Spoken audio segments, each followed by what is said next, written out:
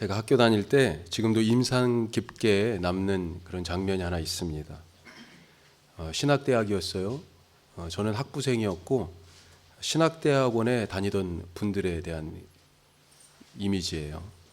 남자 전도사님 두 분이 항상 같이 붙어 다녔는데 한 분은 아마 키가 저보다 더 컸을 것 같아요. 예, 그렇게 키가 크시고 삐쩍 마르신 분이었고, 또 한 분은 아이처럼 엄청 작은 분이었습니다. 두 분이 항상 같이 붙어 다녔어요. 학교니까 뭐 친한 사람들끼리 같이 붙어 다닐 수도 있죠. 저희는 더군다나 뭐 그렇게 학생 수가 많지 않았기 때문에 대학원, 대학 다 합해도 그래서 눈에 자주 띄었어요. 자주 보이고요. 친한 사람들끼리 학교에서 다 같이 그냥 뭐 다닐 수 있지 않냐 생각할 수 있는데, 이분들은 붙어 다녀도 그 정도가 아니었어요. 키가 크신 분이 작은 분을 업고 다녔습니다. 항상 업고 다녔어요.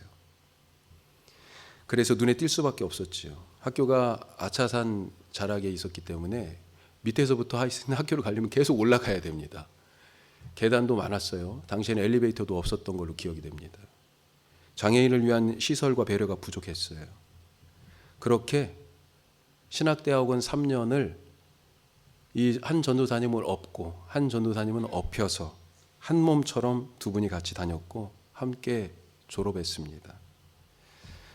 이 장애를 가지신 분은 또 사실은 대학 때부터 학교를 다녔어요. 거기 신학대학부터. 그러니까 대학 4년까지 포함해서 사실은 7년을 다니신 건데, 누군가의 옆에 있는 학우들의 도움이 있었기 때문에 그 7년 학업을 마치고 목사님이 되실 수 있었던 거죠. 이후에 당신이 가지고 있는 그 장애, 걷지 못하는 그 장애의 그 몸으로 장애인들의 인권과 삶에 대한 부분들을 깊이 가슴속에 품고 그런 일들을 목회로 삼아서 열심히 하신 것을 저희가 알고 있어요. 자, 오늘 말씀도요, 누군가의 도움으로 완전히 인생이 달라진 한 사람이 나옵니다. 성경은 그를 중풍병자 이렇게 소개하고 있습니다. 갈릴리에서 하나님 나라의 일을 시작하신 예수님은 베드로의 고향인 가버나움에서 귀신 들린 자를 고쳤고, 또 베드로 장모님의 열병도 고치시고, 그래서 이 가버나움이 아주 친숙한 곳입니다. 오늘 배경이 되는 곳이 지금 가버나움이라는 곳이에요. 갈릴리 서북쪽에 있어요. 자, 순식간에 사람들이 예수님에 대한 이야기를 들었어요. 귀신을 쫓아내고 병을 고치고 막 하는 얘기들을 들으니까 예수님에 대한 소문이 쫙 퍼졌습니다. 사람들이 막 예수님께 오는데 마침 안식일이에요. 안식일에는 움직이면 안 되잖아요. 그러니까 이 안식일이 끝나기를 기다립니다. 금요일 저녁부터 토요일 저녁까지가 안식일인데, 토요일 저녁 해가 그러니까 딱 떨어질 때까지를 기다려서 해가 떨어지고 나니까 안식일이 끝나니까 그 밤에 사람들이 막 몰려오는 거예요. 이 정도였습니다. 뭐 그 사람들을 다 고쳐주고 치료하시고 나서 또 예수님이 다른 곳으로 옮기셨어요. 그러다가 다시 며칠이 지나서 오늘 다시 가버나움에 오신 것입니다. 다시 소문이 쫙 퍼졌죠. 예수님이 다시 왔다고. 사람들이 막 난립니다. 이 소식을 듣고 네 사람이 이 중풍병자를 메고 예수님께 왔습니다. 예수님이 계신 집 앞, 이미 사람들로 빼곡해요. 오늘 2절 말씀에 보니까 그 상황을 뭐라고 얘기합니까? 문 앞에까지 갈 수도 없다는 거예요. 이미 사람들이 다 들어차 있습니다. 사람들마다 자기 사정이 더 급하고 간절했을까요? 아니면 그렇게 몸과 마음이 아픈 사람들이 많았기 때문일까요? 도저히 하여튼 비비고 들어갈 틈이 없었습니다. 하지만 이 중풍병자를 데리고 온 이 사람들은 포기하지 않았습니다. 우리가 여기까지 왔는데 그래도 할 건 다 해보자, 아마 이런 마음이지 않았나 싶어요. 난데없이 이 중풍병자를 침상채 지금 가지고 왔잖아요. 아마 들 것이라고 생각이 되는데, 그것을 짊어지고 어디로 갑니까? 지붕으로 올라가는 거예요. 유대인들의 집은 어떻게 돼 있었냐면요, 바깥에서 지붕 혹은 옥상으로 올라갈 수 있는 계단이 집 바깥에 있었어요. 거기를 통해서 그 외부 계단을 통해서 지붕으로 올라갑니다. 지붕은 평평했는데 어떤 방식으로 지붕을 만들었냐? 우리 이게 벽이 이렇게 있잖아요. 예, 아이고 여기에 대들보를 지르는 거죠. 나무를 굵은 나무를 지르고 그 위에 덤불이나 가시덤불이나 갈대 같은 것을 깔고 그리고 그 다음에 진흙이나 흙을 이겨가지고 그 위에 바르고요. 그리고 맨 위에는 모래나 자갈 같은 것을 펴가지고 우리 뭐 테니스 코트 같은 데 보면 평평하게 하는데 롤러 같은 거 있잖아요. 큰 통나무를 굴려서 지붕을 평평하게 만들어 그렇게 사용했습니다. 이 지붕에 여름같이 좀 건조한 때는 지붕에서 자기도 했고요. 또 여호수아에도 나와 있는데 이스라엘 정탐꾼들을 라합이 자기 집 지붕에 숨겨요. 지붕에 뭐가 있었어요? 말리는 곡식들이 있었습니다. 3대. 이 3대 사이에 거기다 숨기죠. 곡식을 말리기도 하고 또 거기에서 큰 소리로 누군가에게 뭔가를 전달하는 알리는 자리가 되기도 하고 위급할 경우에는 도피의 통로가 되기도 했고 또 기도하는 곳이기도 했습니다. 자, 그런데 이 중풍병자를 메고 지붕에 올라간 사람들이 뭘 합니까? 지붕을 뜯어요 막. 그리고 침상을 줄에 매달아 예수님 앞에 탁 내려놓습니다. 아래에 있던 사람들이 어땠을까요? 지붕 뜯으니까 막 이거저거 떨어질 거 아니에요. 깜짝 놀라죠. 뻥 뚫었습니다. 침상이 내려갈, 사람이 지금 내려갈 정도니까요. 조그마한 구멍이 아니잖아요. 그만큼 크게 뚫었어요. 위험하기도 했겠죠 사실. 또 이 집주인은 어떻게 생각했을까요? 어떤 사람은 이 집이 베드로의 집 혹은 베드로의 장모의 집이다 이렇게 생각하는데 얼마나 황당했겠습니까? 자기 집을 아니 저 사람들이 뭘 하고 지붕에 올라가서 지붕을 뜯어요. 자, 이 중풍병자를 메고 온 이 사람들 누구일까요? 궁금하죠? 가족일까요? 동네 사람이요? 친구들? 친척? 오늘 성경을 잘 보십시오. 중풍병자와 이 사람을 데리고 온 이 네 사람의 관계가 성경에는 나타나 있지 않습니다. 왜요? 그 관계가 그다지 중요한 것이 아니기 때문에. 하지만 오늘 이 사람들이 누군지에 대하여 알 수 있는 아주 중요한 한마디를 성경에서 하고 있어요. 5절 말씀 보십시오. 우리 5절 같이 읽겠습니다. 예수께서 그들의 믿음을 보시고 중풍병자에게 이르시되 작은 자야 내 죄사함을 받았느니라. 이 사람들 누굽니까? 사람을 뭐 이름으로도 그 사람이다라고 얘기할 수 있지만 여러 가지로 그 사람에 대하여 얘기할 수 있죠. 이 사람들의 행동을 보고 그 사람을 누구다라고 말할 수 있어요. 자, 지붕을 뜯었으니까 어때요? 무모한 사람들이죠 사실. 그것도 남의 지붕을 뜯었으니까 이건 염치도 없는 사람들입니다. 매너가 없어요. 또 지금 집 앞에 이미 문 앞에도 갈 수 없을 만큼 사람들이 바글바글 하잖아요. 다른 말로 얘기하면 뭐예요? 다들 지금 예수님께 가고 싶어 한다고요. 어떤 의미에서는 지금 우리식으로 생각하면 번호표를 다 받아놓고 있는 사람들입니다. 순서가 다 있어요. 그런데 이 사람들 늦게 와가지고 뒤에 와서 새치기 한 거 아니에요? 갑자기 줄을 탁 잘라가지고 들어간 거잖아요. 질서를 깨트린 사람들이다. 이렇게 얘기할 수도 있겠죠. 또 좀 더 좋게 말해서 누구 눈치 볼 것도 없이 그래도 이렇게 직진할 만큼 간절한 사람이다. 이렇게 여러 가지로 얘기할 수 있겠습니다. 그런데 예수님은 이 사람들을 보고 지금 누구라고 얘기하세요? 믿음 있는 사람들이다. 이렇게 말씀하신 겁니다. 그들의 믿음을 보시고 믿음의 삶이 세상 사람들 볼 때는 무모해 보이고 참 염치 없어 보이고 정한 규칙이 있잖아요. 세상에 질서가 있잖아요. 그 질서와 규칙을 깨는 것처럼 보이고 조금 좋게 본다고 그래도요. 참 간절하구나. 뭔가에 열심이구나. 그런 열망하는 마음이 있구나. 그 정도로 보인다는 것입니다. 세상 사람들이 볼 때는. 그래요. 그런데 예수님은 어떻게 보셨어요? 그 사람을 믿음의 사람 이렇게 보셨어요. 이 사람들 믿음 가지고 왔습니다. 누구에 대한 믿음입니까? 예수님에 대한 믿음이죠. 우리가 이 믿음을 생각해 보면 세상에 참 많은 믿음들이 있어요. 참 많은 믿음이 있잖아요. 우리가 뭘 믿고 있는지 가만히 한번 생각해 보십시오. 믿는 것들이 참 많아요. 예를 들어 운전할 때 우리는 다른 차들이 차선을 지켜서 운전할 것이다 라고 믿지 않습니까? 그 믿음 없으면 어떻게 길에서 운전하겠습니까? 무서워서 못하죠. 예? 늘 이렇게 딱 운전하고 가면서 저 차가 이 중앙선 건너올 거야. 이렇게 생각하고 있다면 어떻게 운전을 해요? 못하죠. 고속도로 어떻게 달립니까?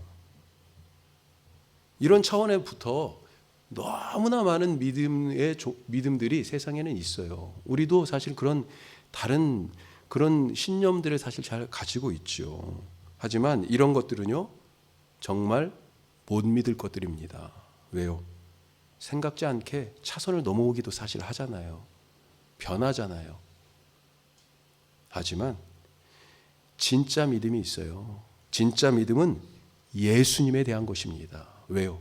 예수님은 변함이 없으신 분이기 때문에. 이 사람들이 지금 예수님을 믿고 왔어요. 무엇을 믿었습니까? 예수님이 병을 고쳐주실 것을 믿고 온 거예요. 예수님은 병을 다스리시는 분입니다. 이미 갈릴리에서 하나님 나라 일을 시작하시면서 앞에 말씀드린 것처럼 숱한 병자들을 고치셨습니다. 그런데 여기에서 이 병이라는 것은 말 그대로 병을 뜻하기도 하지만 사실 사람이 자기 힘으로 해결할 수 없는 것들, 사람의 한계를 넘어선 그 인생의 문제들, 그것 아니겠습니까? 그것 짊어지고 살아가는 인생이 바로 중풍병자와 같다라고 하는 것입니다. 내 힘으로 한 발자국도 갈 수가 없어요. 지금 이 사람 보세요.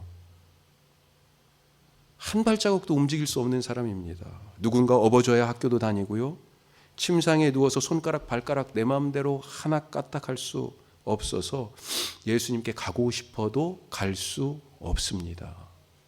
어떻게 해야 되겠습니까? 중풍병자가 나올 수 있었던 것, 왜 나왔어요? 우리가 읽었지만 예수님 앞에 왔기 때문이에요. 그런데 어떻게 왔습니까? 자기 발로 걸어서 온 게 아니라 다른 사람 발로 걸어왔어요. 나는 못 걷는데 다른 사람 발로 걸어왔어요. 자기 믿음 때문이 아니라 다른 사람의 믿음 때문에 왔습니다. 학교에서 공부하고 싶은데 저 위층에 있는 강의실 올라가야 되는데 나는 계단 하나도 올라갈 수가 없어요. 엘리베이터도 없고요. 휠체어를 탈 수는 있지만 휠체어가 올라갈 통로가 없는 거예요. 그런데 그때 그분을 업고 기꺼이 발휘되어준 다른 또 한 분이 있었기 때문에 공부를 마칠 수 있었잖아요. 예수님 앞에 오고 싶은데 지금 이 사람 몸을 움직일 수가 없습니다. 하지만 예수님이 이 사람의 병을 고치실 수 있다라고 하는 믿음 가지고 그 사람의 발휘되어준 이 믿음의 사람들 때문에 올 때는 누워서 왔지만 갈 때는 자기 발로 걸어가지 않았습니까? 예수님이 진정 중풍병과 같은 우리 삶의 모든 문제를 다스리시고 해결하는 분이신 것을 믿으십니까? 그러시면 다른 사람의 발이 되어 주십시오. 주님 앞에 나오고 싶어도 자기 발로 걸어 나오지 못하는 사람들이 있어요. 그들의 발이 되어 주시기 바랍니다. 우리가 이번에 성탄을 맞아서 성탄 나눔 나무 하자. 이거 앞으로 계속 할 거예요. 예. 성탄 나눔 나무 하자. 지금 그렇게 마음을 다 결심을 하고 있어요. 누구와 이걸 나눌까 생각하고 계시죠? 교회가 예수님의 몸이면 예수님처럼 나눠야 됩니다. 생명 우리에게 나눠주시러 오셨잖아요. 욕심으로 움켜진 내 손 때문에 예수님이 당신의 손을 펴서 십자가에서 못 박혀 죽으셨잖아요. 내 인생길 상관하지 마세요. 내가 알아서 하겠습니다. 예? 내 계획 그거 간섭하지 마세요. 내 계획 잘 세워놨어요. 내 길 내가 가겠다고 걱정하지 말라고 고집하면서 걷던 우리의 그 발을 위해서 당신의 발에 못 박히셨잖아요. 예수님이. 이제는 내 손을 펴서 다른 사람을 붙잡고 내 손을 펴서 다른 사람과 나누고 다른 사람의 발이 되어주실 수 있기를 간절히 바랍니다. 성탄은 생명을 선물로 받은 날입니다. 우리 중에 아기가 태어난 날이에요. 아기 예수님이 영원한 생명을 가지고 우리 가운데 오셨습니다. 생명을 우리에게 선물로 주셨어요. 우리가 그 선물을, 생명을 받았습니다. 세상적인 것 어떻습니까? 싸우면 많아지지요. 물론 꼭 그런 것만은 아닌데 사실은. 그래도 겉으로 볼 때는 싸우면 돈도 쌓고, 그래서 땅도 자꾸 쌓고, 지식도 쌓고, 싸우면 많아지는 것처럼 보이죠. 그런데 영적인 것은요, 어떻습니까? 쓰고 나눠야 풍성해집니다. 생명이 나눠야 풍성하잖아요. 사랑도요, 자꾸 써야 됩니다. 내 안에만 사랑 가지고 있으면 뭐예요? 나눠야지요. 그래야 더 커지고요. 은혜도 쓰고 나눌수록 차고 넘치는 것을 믿으시기 바랍니다. 누구와 나누시겠어요? 중풍병자와 그를 데리고 온 사람이 누군지, 이 둘 사이에 이 사람들이 서로 무슨 관계인지 그 관계가 중요하지 않았던 것처럼 우리에게도 누구와 이것을 나눌지 그 관계가 중요하지 않습니다. 전혀 생판 모르는 사람하고도 나눌 수 있어요. 누구든지 상관없습니다. 중요한 것, 오늘 뭐라고 말씀하시는 거예요? 중요한 건 믿음이다. 믿음이라고 말씀해 주는 거죠. 누구의 믿음이에요? 바로 그 사람의 믿음이 아니라 내 믿음, 우리의 믿음이 중요하다고 가르쳐 주고 계시지 않습니까? 주님은 이번 성탄절에 다른 것이 아니고요, 내 믿음, 우리의 믿음을 보기 원하십니다. 길 잃은 사람에게 예수님이 길이 되어주실 수 있다는 그 믿음, 마음을 다친 사람 마음에 예수님이 새살 돋아나게 하실 수 있다는 그 믿음, 죽은 것처럼 아무것도 못하고 꼼짝 못하는데 그런데도 예수님께 오고 싶어하는 그 사람을 예수님이 고쳐주시고 살릴 수 있다는 그 믿음 가지실 수 있기를 간절히 바랍니다. 자, 이 사람은 이 중풍병자를 데리고 온 사람들은요, 이 중풍병자를 보면서 어떤 마음이 들었을까요? 뭐라도 해주고 싶지 않았을까요? 꿈쩍 못하는 그 모습을 보면서 얼마나 안타깝고 불쌍히 여겼겠어요. 그런데 뭘 해주고 싶은데, 그렇게 안타깝고 불쌍한데 뭘 할 수 있겠어요? 마음은 굴뚝 같은데 할 수 있는 게 없어요. 자기들이 의사도 아니고, 설령 의사라 하더라도 의사가 모든 병을 다 고칠 수 있는 것도 아니잖아요. 내가 도우면 얼마나 도울 수 있겠어요. 더군다나 자기를 보니까 어때요? 자기 한계가 보여요. 자기도 허점투성이에요. 예? 나도 모자란 게 많아요. 생활도 너무 바쁘고요. 안타깝고 불쌍한 마음은 있지만 중풍병자가 진짜 바라는 것을 해결해 줄 그런 능력이 부족했습니다. 그런데 오늘 말씀 보니까 이 사람들이 결국 방법을 찾았습니다. 뭐예요? 자기가 할 일이 무엇인지 알았어요. 맞아. 고치는 것은 예수님이 하시는 거지. 내가 고치는 게 아니지. 예수님이 하시는 거지. 우리가 할 일은 이 사람을 예수님께 데려가는 것이구나. 우리가 구원하는 것이 아닙니다. 구원은 예수님이 하시는 것입니다. 우리가 죄를 사하는 것이 아니에요. 우리가 뭐 전도하러 가자 그러면 우리가 그 사람 구원하는 거예요? 그 사람 뭘 고쳐줄 거예요? 그 사람 죄를 사해줄 거예요? 다 누가 하는 거예요? 그건 예수님이 하는 것입니다. 예수님이. 걱정하지 마세요. 우리는 예수님이 그것을 하실 수 있다고 예수님을 소개하러 가는 거예요. 우리가 살리지 못합니다. 예수님이 살리시는 거예요. 우리가 할 일은 예수님께 데리고 오는 것입니다. 예수님이 하실 수 있다는 믿음, 예수님이 누워있는 그를 일어나 걷게 하신다는 믿음 가지고 데려오는 것, 이것이 바로 내가 할 일이다. 다시 한번 마음에 새기실 수 있기를 바랍니다. 자, 이렇게 갑자기 중풍병자가 예수님 앞에 갑자기 탁 나타난 거잖아요. 지붕이 막 뜯겨지고 구멍이 뻥 뚫렸을 때 사람들이 오 막 소리 지르고 막 그랬을 거 아니에요. 한참을 왁작지껄 소란스러웠는데 이 중풍병자가 탁 예수님 앞에 내려오고 나서 느낌에 침묵이 쫙 흘렀을 것 같아요. 뭡니까? 사람들이 지금 행동으로 예수님께 질문하고 있는 거예요. 기대하는 바가 있습니다. 예수님께. 뭘 바라고 있습니까? 뭘 질문한 거예요? 고쳐주실 수 있죠? 고쳐주세요. 그런데 예수님이 뭐라고 대답하십니까? 오늘 말씀 5절에 보니까 우리 아까 5절 읽었습니다만 뭐라고 돼 있어요? 뒷부분에 중풍병자에게 이르시되 작은 자야 내 죄사함을 받았느니라. 이런 말씀하세요.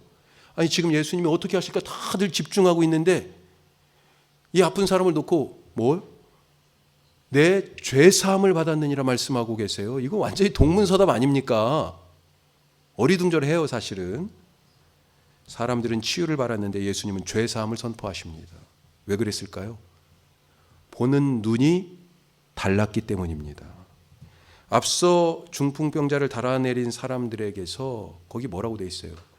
그들의 믿음을 보시니, 영어로도요 C로 돼 있습니다. 봤다고 돼 있어요. 예수님이 지금 보셨어요. 뭘 봐요? 이 사람들의 이 무모한 행동에서 이 어처구니 없는 지금 이 질서가 지금 그 안에도 나름대로 있었잖아요. 순서가. 그런데 그것을 깨고 지붕을 뚫고 내리는 그 무모한 행동들 속에서 예수님이 뭘 보셨어요? 믿음을 보셨어요. 그 겉모습 속에 있는 그들의 믿음을 보셨습니다. 예수님이 죄사함을 얘기하니까 어떤 사람들이 뭐라고 그래요? 서기관들이 야 이거 신성모독인데 죄는 하나님만 살 수 있는데 저 사람이 어떤 사람이 저거 나쁜 놈이네 저 돌에 맞아 죽일 거 아니야? 이렇게 지금 생각하고 있는데 말을 한마디도 안 했어요. 그런데 그 중심을 예수님이 보셨잖아요.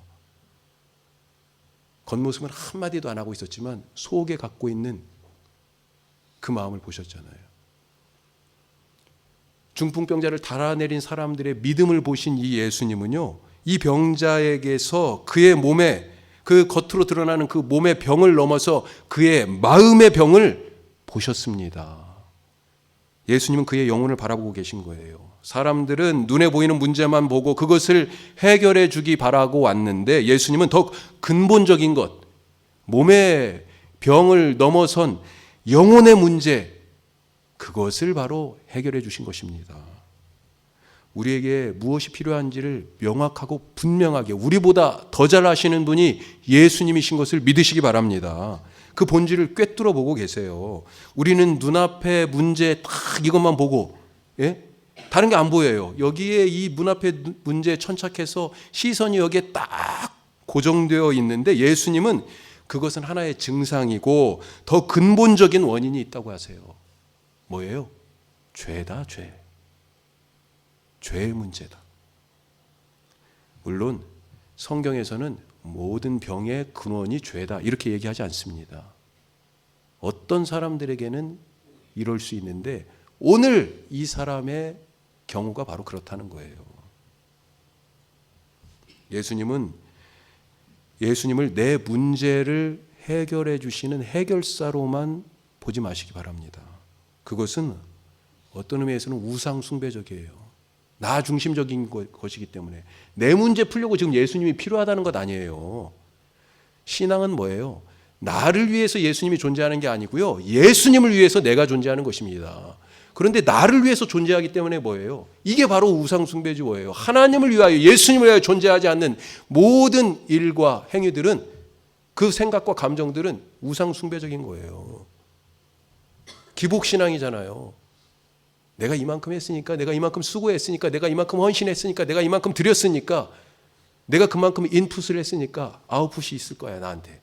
내게 그만큼 하나님이 갚아주실 거야. 이게 뭐예요? 이게 기복신앙이지요. 그래서 내가 이만큼 했는데 하나님 왜 이렇습니까? 서운해하세요. 사실은 마음에 그런 기복신앙적인 태도가 있기 때문에 그런 겁니다. 예수님을 내 문제 풀어주는 기술자로 보지 마시기 바랍니다. 이 사람에게 진짜 필요한 것은 지금 몸이 낫는 것이 아니라 영이 낫는 것이었습니다. 고쳐야 할 곳은 몸이 아니라 영혼이었어요. 나는 진정 내 근본적인 문제가 죄라는 것을 알고 있습니까?